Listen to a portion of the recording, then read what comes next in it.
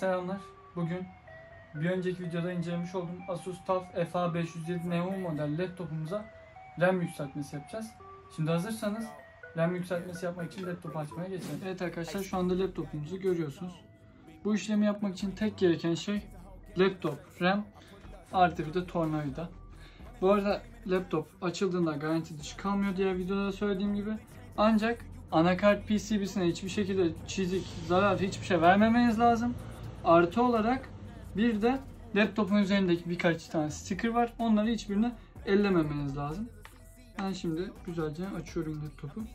Vidaların yerlerine çok dikkat edin. Çünkü bazıları küçük, bazıları büyük yapılmış.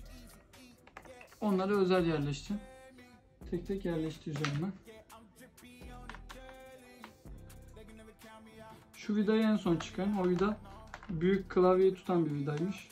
Duyduğuma göre.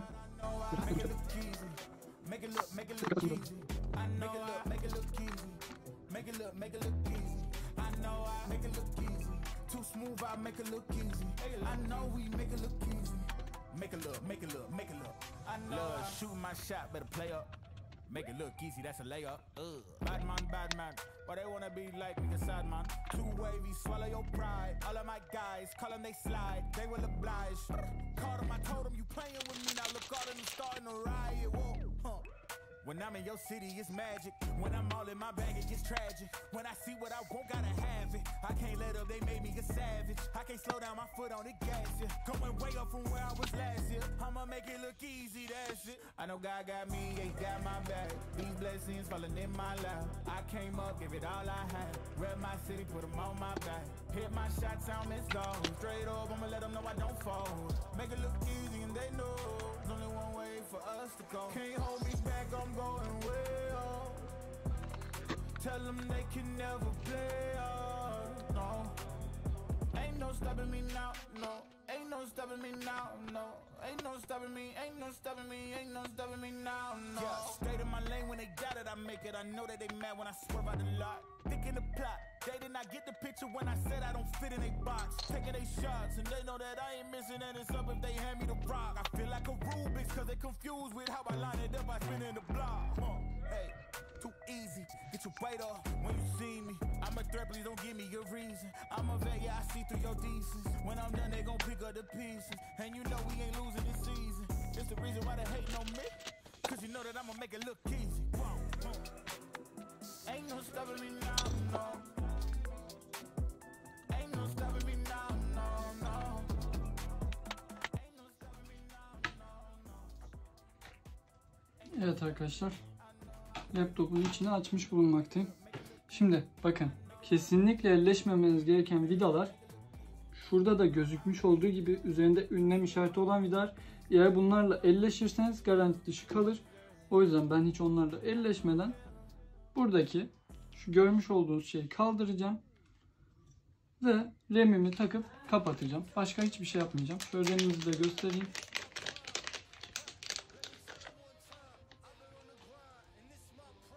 Hynix'in RAM'leri 4800 MHz. Aynı üstündeki RAM'le aynı değerler.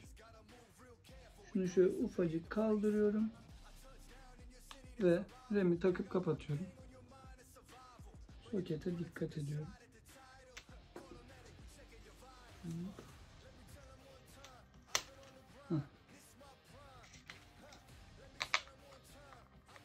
Bakalım oturuyor.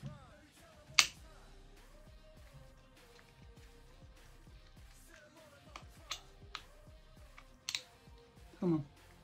RAM oturdu. İşlemimiz bu kadardı. Başka hiçbir şey ellemiyorum gördüğünüz gibi. Eğer ellersem garanti dışı kalır. O yüzden hiçbirini ellemeden kapatacağım. RAM'imizi taktık. Şu an her şey oldu.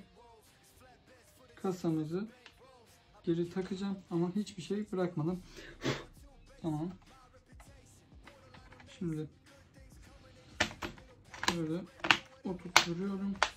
Klipslerin hepsi oturdu. Şimdi vidamızı atarak başlayalım. Görmüş olduğunuz gibi tüm vidaları taktım. Ve şöyle laptopumu kaldırıyorum. Masama geçtim. Öncelikle kendi mouse'umu takıyorum. Ardından güç kablosunu taktım. Işığı geldi. Bulut etmesi yeni bir parça olduğu için biraz zaman alabilir. Haberiniz olsun.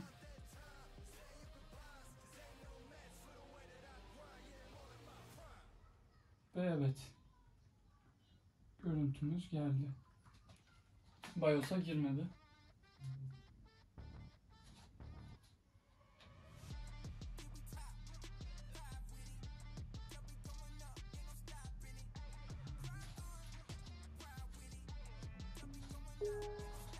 Görmüş olduğunuz gibi şöyle yakından da göstereyim.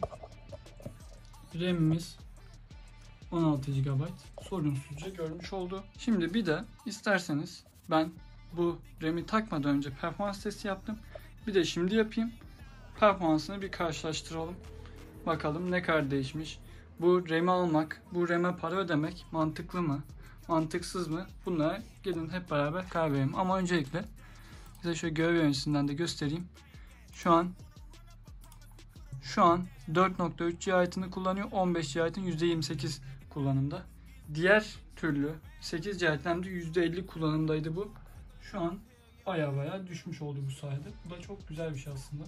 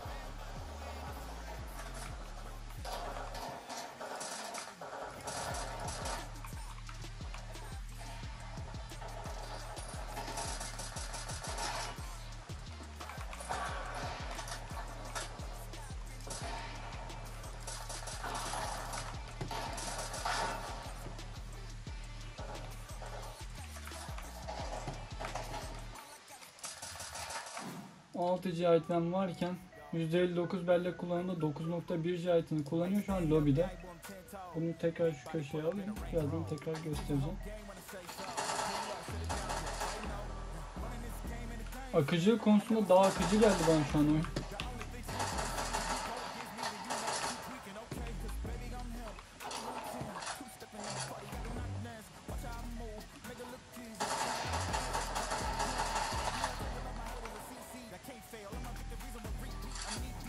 RAM kullanımımız şu an oyun içi 9.8 GHz, 10 GHz'ler varıyor.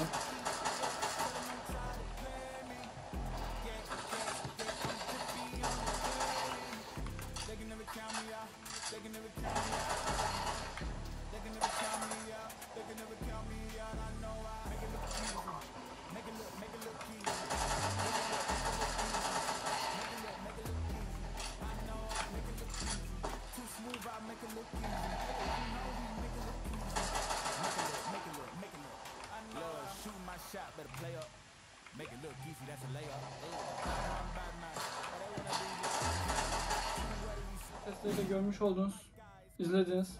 Bana kalırsa ikinci bir 8 GHz RAM ya da 2 tane 16 GHz RAM almak aşırı mantıklı bir şey. Özellikle günümüzde 8 GHz RAM yetmiyor. Almanızı tavsiye ederim. Bir sonraki videolarda görüşmek üzere. Hoşça kalın.